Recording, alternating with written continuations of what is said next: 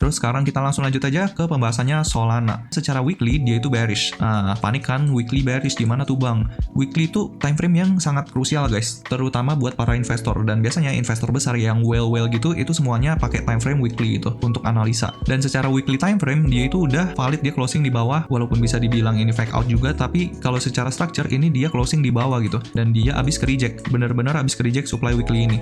Dan kalau misalnya kita lihat di sini, ini kan ada 1618 nih. 1618 itu dari pergerakan ini. Jadi kayak bisa dibilang dia itu correction wave A, B, C, terus abis itu dia melakukan rejection dari sini gitu. Jadi kita sangat perlu hati-hati karena di sini adalah level penting yang bisa aja menjadi resistant. Dan kebetulan udah nyampe juga nih sampai ke 1,75-nya, pas sampai 1,75 terus abis itu rejection lagi. Dan secara structure di daily-nya sayangnya dia itu udah sempet back to bearish juga nih. Jadi kita perlu hati-hati karena level ini, supply daily ini di antara 242 sampai 253 itu bisa menjadi resistant untuk Solana gitu. Jadi kita lihat aja gimana reaksinya kalau misalnya Solana nyampe ke level ini. Tapi kalau misalnya secara 4 hour, kita lihat ya. 4 hour-nya itu dia juga udah back to bearish guys. Ini kan secara struktur dia kayak bikin higher low, terus habis itu belum mampu bikin higher high, bikin higher low lagi, habis itu bikin higher high. Nah, di sini, di internal structure-nya, secara 4 hour itu dia back to bearish di sini nih. Dia back to bearish di sini. Kenapa? Soalnya dia bikin lower low.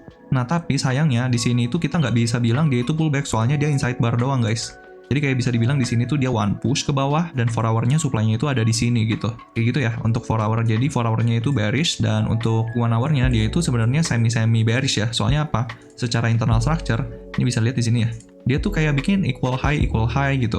Jadi kita nggak tahu nih apakah dia itu sebenarnya udah break of structure apa enggak. Kalau misalnya kita hitung dia sebagai break of structure, di sini valid ya. Di sini valid, dia udah bikin high point, terus habis itu berusaha untuk bikin higher high, pullback, bikin higher high, mampu nih bikin higher high, terus habis itu pullback lagi, nggak mampu break of structure. Di sini kelihatan ya, nggak mampu break of structure, berarti demand 1 hour yang valid itu di sini. Dan sayangnya, dia udah berhasil closing di bawah demand 1 hour ini gitu. So untuk demand 1 hour-nya udah bukan di sini, dia udah berpindah ke sini, dan ternyata 1 hour-nya itu udah back to bearish. Kayak gitu.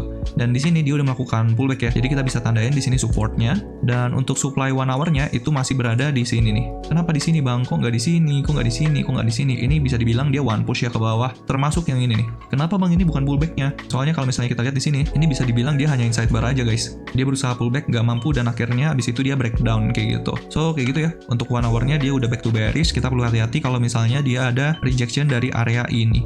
Kurang lebih sama sih sama Ethereum. Soalnya kenapa? Ya pergerakannya kita kayak di lower time frame itu rata-rata altcoin itu udah pada back to bearish semua dan juga tertekan ya karena Bitcoin dominasinya itu naik secara kenceng gitu kemarin. Plus ditambah lagi Bitcoinnya itu melakukan koreksi, udah double udah koreksinya. So be careful untuk altcoins yang kita pegang karena masih ada chance untuk Bitcoinnya itu turun ke level yang lebih bawah ke 118.000, 117.000 kayak gitu.